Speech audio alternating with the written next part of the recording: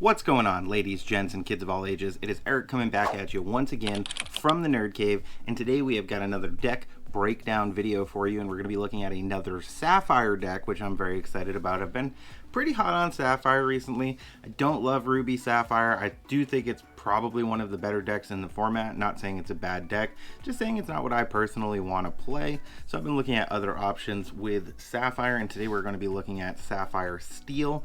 Particularly, we're going to be looking at kind of an aggro build. It doesn't run anything higher than 5, so stick around to see what all we are playing. Just a reminder, if you've been tuned in for a while, we did run our giveaway for one of these awesome playmats 2 videos ago.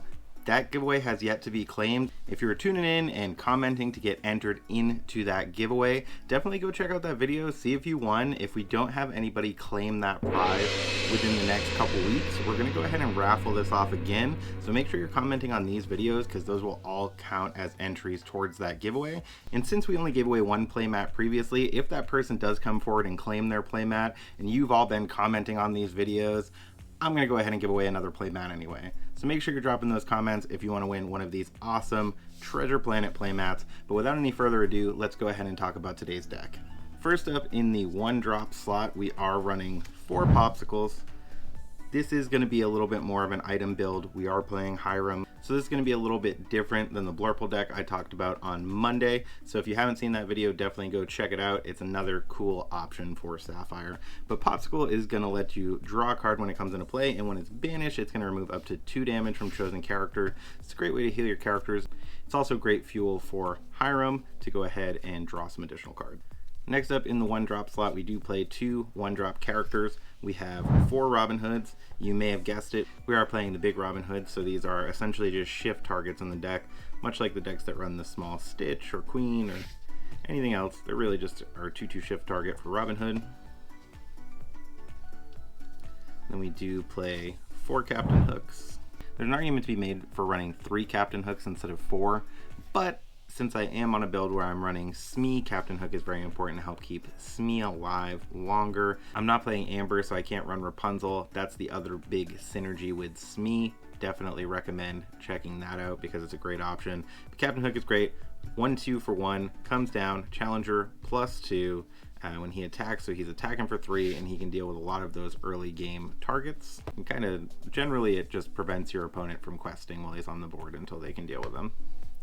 Then, like I mentioned, we do run 4 Mr. Smee. Mr. Smee is actually our only 2-drop in this deck. He is a 3/3 for 2, and at the end of your turn, if you don't have a captain character in play and he is exerted, he's going to take 1 damage, which kind of stinks, but he does quest for 2, and Captain Hook can help keep him alive. Also, we play another card in this deck that can help keep him alive. Then, just to really continue to keep the pressure on and get that ink up, as opposed to playing like something like Grandma Tala or 1 Jump Ahead, I have opted to play Mickey Mouse instead. 1/3 for 3. It's great for things that are going to kill stuff with 2 health. There's lots of those types of spells in the format right now. And when you play this character, top card of your deck goes in your Inkwell face down and exerted, so he helps you ramp into some of those big 5 drops that you want to get out to help get ahead of your opponent. Then we are running 3 Benjas. There is an argument for running Judy Hopps over Benja when you're playing Sapphire because she can banish one of your own items and let you draw a card. However, even though she's the same cost and the same questing ability, when you have to banish one of your opponent's items and let them draw a card, it's kind of a feel bad, so I just went with Benja instead in this particular build. He's a great quester, solid stat line. Then we do run 4 Strength of a Raging Fire. This is great in aggro builds for anything with steel because you're going to be able to deal damage equal to the number of characters you have in play. So if you have no characters in play, not great, but it is inkable. If you have a bunch of characters in play, you can take out some of those big threats pretty favorably. Then we are playing 2 Let the Storm Rage On, just kind of to help with some early game draw. We do have a couple different 3-drops that can sing this. Lets you draw a card and deal 2 damage to maybe get something out of your way. Only 2 of them though because they are uninkable. We're running 4 Fishbone Quill. This is mainly because, like I mentioned before, we are on a Hiram build, so there is a real possibility we can use this to get some ink advantage and then go ahead and get rid of it with Hiram to help get us some additional card advantage. So that extra item is great.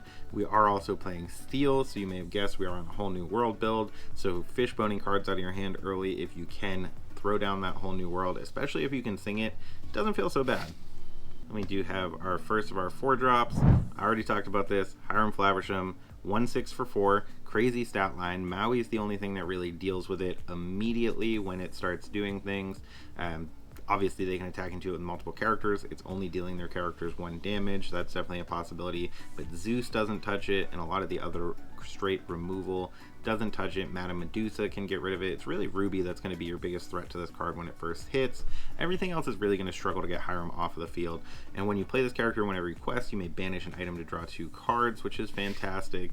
And keeping him healed, if you don't need the card draw, keeping him healed with the popsicles can be definitely worthwhile.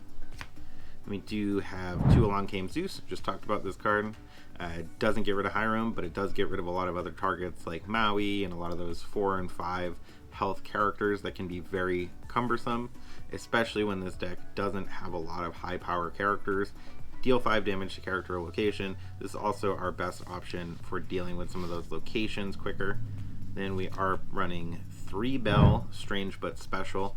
I thought about running 4 Bells in this deck, but it's not as heavy on the ink. Our highest cost is 5 drops, so the chances of getting to 10 ink aren't always there. Bell may just be getting inked in some circumstances where you really have to keep up. She's really going to be good when you're playing into that long game against somebody else who's playing more of a control type build as opposed to aggro. She can be good against aggro because they have a hard time killing her once she's on the board, but it's also really hard to get to 10 ink against aggro. Then we do have 4 Beast Tragic Heroes, again to help with the card draw. For anyone who's not familiar with this card, it's 3/5 for 5, quest for 2 at the start of your turn. If this character has no damage, draw a card. Otherwise, he gets +4 attack. So there's a couple interesting things there. If they put damage on him right away and they don't kill him, he's a great way to take out locations. He's not going to draw you those cards. But if they can't put damage on him, even if he draws you an extra card or 2, it's absolutely huge. And he can quest for 2 if it's relevant. A lot of times you're going to be keeping him up and readied and not really questing in with him just so he can keep getting you that card draw. Then the big old protector of the deck, we are playing 4 Cogsworth Grandfather Clock. He is a 2/5 for 5, also going to quest for 2. This is another character in most instances, unless the board is clear, you're probably not going to be questing in with him because he does have ward, so he can actually be targeted by your opponent's characters, and he gives all your other characters resist +1, which can help protect things like the Beast and can actually protect Smee from his own damage. So if you don't have Captain Hook on the board and you're questing in with Smee, he's dealing 1 damage to himself. Cogsworth actually does prevent that damage. He's also another 5-drop, so it's a great way to sing some of those higher cost songs in the deck.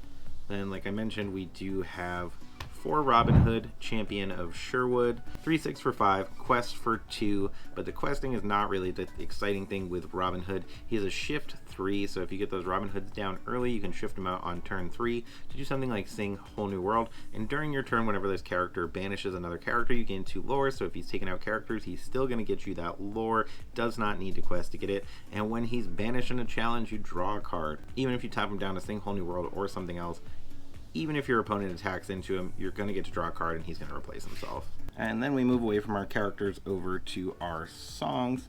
We do have 4 copies of A Whole New World. If you're familiar with Magic the Gathering, this is your Wheel of Fortune. Both players discard their hand and draw 7 new cards.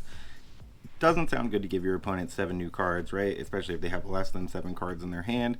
The goal with Whole New World is to be in a position where your opponent has more cards in their hand than you, and you've been able to successfully use your resources with something like Fishbone Quill, putting them into your inkwell, or playing them onto your field more quickly.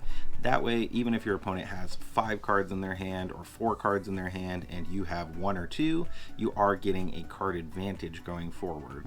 You have used more of your resources than they have. You both now have 7 cards in your hand, but you've been able to more successfully use more of your resources. So even though they have the same amount of cards in their hand again, what you're really focused on is having more cards on the board at that point. Whether that's ink, characters, whatever it may be. And the last 2 cards in the deck, we are running 2 Grab Your Swords. Still a great card. It's not as relevant into some of these matchups where characters are not going to die to it, but if you find yourself coming up against an aggro deck, Grab Your Swords can absolutely annihilate them on turn 5. And if you're not playing into aggro, this deck runs Fishbone Quill, which makes Grab Your Swords inkable. So it's still a great option. You can even ink those whole new worlds. Say you have 2 in your hand, ink 1 with a Fishbone, because fact of the matter is, it's better to ink it than discard it. So that is a look at Sapphire Steel. I've been really enjoying this deck a lot. Thank you so much for tuning in and checking it out. Let me know what you think of it in the comments below. We'll go ahead and throw the deck list up on screen so everybody can check it out. There will be a link at the bottom and a QR code, so you can scan that, hop right over there. If you want to check out my Dreamborn, it's dreamborn.ink. We'll throw that URL on screen for the people who aren't familiar with it. Search up the Nerd Cave, and you'll see all of my deck lists listed there in their entirety, so you can get ready. This deck may be that cheeky solution that people need for the Lorcana challenge that's coming up, so I'm really interested to see if this deck rears its head. I think a lot of people are going to be moving away from Ruby Sapphire for that particular event, because it is going to be best of 2, so you need something that's really good on the play and on the draw, and it's going to stink to go there with Ruby Sapphire and play against aggro matchups and get absolutely destroyed all day. Ruby Sapphire is good at controlling a control meta. If the meta isn't all control decks and it brings it a little lower to the ground, Ruby Sapphire could really struggle. Even this deck could go fast enough to give them a hard time. So what do you think in the comments below? Make sure you're commenting to get entered to win a playmat, regardless if that person claims from 2 videos ago. But go check out that video if you missed it. It is showing everybody how to crack a PSA, CGC, Beckett, Slab. If you've never done that before and you want to cross submit to somebody else, or you just want to use the card and you got a good deal on it. Thank you so much for sticking around to the end. Remember to like, comment, and subscribe when you see those toys, video games, and awesome decks off in the distance. It is not a mirage. You guys have a great day.